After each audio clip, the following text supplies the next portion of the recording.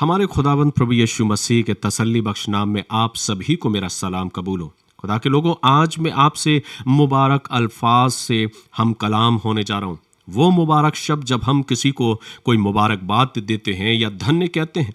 मुबारक अल्फाज का इस्तेमाल अक्सर हम किसी खास अवसर पर किसी को बधाई देने के लिए करते हैं।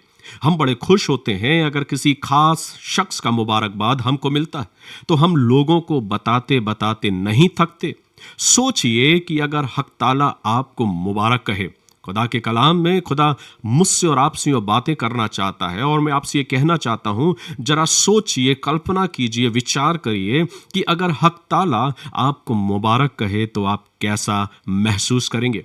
उन्हीं बातों को आज मैं खुदा के कलाम से ज़बूर की किताब उसके पहले बाब की पहली आयत में लिखा है। भजन संहिता की पुस्तक ज़बूर यानी कि भजन संहिता की पुस्तक उसका पहला अध्याय और पहला पद, वहां पे दाऊद यूं फरमाता है कि आसमान का खुदा अपना हाथ बढ़ाकर आपको मुबारक कहता है। मुबारक है वो आदमी जो शरीरों की सलाह पर नहीं चलता और खताकारों की राहों में खड़ा नहीं होता है। सो मेरे प्रियो, जब हम ज़बूर की किताब को पढ़ते हैं, भजन संहिता की पुस्तक को पढ़ते हैं, उसके पहले अध्याय के पहले पद को निकालते हैं, तो वहां हिंदी में कुछ इस प्रकार से लिखा है कि धन्य है वे मनुष्य। लेकिन अगर उसी बात को हम उर्दू में पढ़ते हैं तो उर्दू में कुछ यूं लिखा जो बहुत ही खूबसूरत अल्फाज नजर आता है और लिखा है, मुबारक है वो आदमी जो शरीरों की सलाह पर नहीं चलता और खताकारों की राहों में खड़ा नहीं होता। आज मैं आपको इस कलाम से ये पैगाम देना चाहता हूं कि आसमान का खुदा भी आपको मुबारक कहना चाहता है, लेकिन एक ही बात कह रहा है कि दुष्टों की सलाह या उनके तौर तरीकों पर मत चलना, ना उनकी सलाह मानना। हम तब मुबारक गिने जाते हैं खुदा की निगाहों में जब हम दुष्टों की सलाहों पर या उनके तौर तरीकों के अनुसार अपनी जिंदगी को बसर नहीं करते। अगर हम भी अपने जीवन में मुबारक कहलाना चाहते हैं, धन्य कहलाना चाहते हैं, ब्लेस्ड कहलाना चाहते हैं, तो हमें और आपको अपनी राहों को खुदा की राहों में आगे बढ़ाना होगा। कहीं ऐसा तो नहीं कि हमने अपनी तमाम उम्र, तमाम जिंदगी ऐसे ही गुजार दी और मुबारक नहीं कहलाने पाए।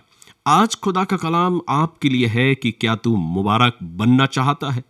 क्या तू ये चाहता है कि तू भी मुबारक कहलाए? तो रास्तबाज इंसान बन जा, उस राहों पर चल जो मेरी राहें हैं। इसलिए खुदा के लोगों, आज मैं आपसे बात करता हूं कि सिर्फ खुदा के कलाम को सुनने वाले और पढ़ने वाले ही मत बनो, लेकिन खुदा की राहों में अपनी जिंदगियों को बसर करो। एक ऐसे रास्तबाज इंसान बन जाओ और अपनी जिंदगियों में खुदा के द्वारा उस पैगाम को, जिसने खुद ज़बूर में उसके पहले बाब की पहली आयत में लिखा है कि मुबारक है वो आदमी जो शरीरों की सलाहों पर नहीं चलता और खताकारों की राहों में नहीं खड़ा होता।